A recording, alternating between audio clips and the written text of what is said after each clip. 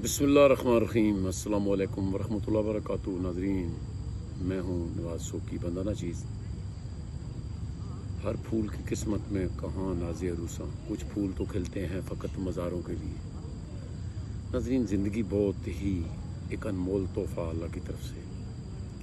आप यकीन मानिए, हम लोग समझते नहीं हैं। फिर उसके साथ जो खासकर सेहत है, इसकी कोई कीमत नहीं है।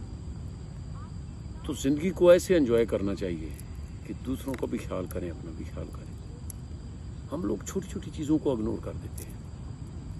मसलन रोड पे जा रहे हैं, मैंने देखा लैंड क्रूज़र गाड़ी होती है, तो उसमें बच्चे बोतलें पी रहे हैं और ऐसे रोड पे फेंक दी है, कांच की बोतल है। अब वो कचरा जो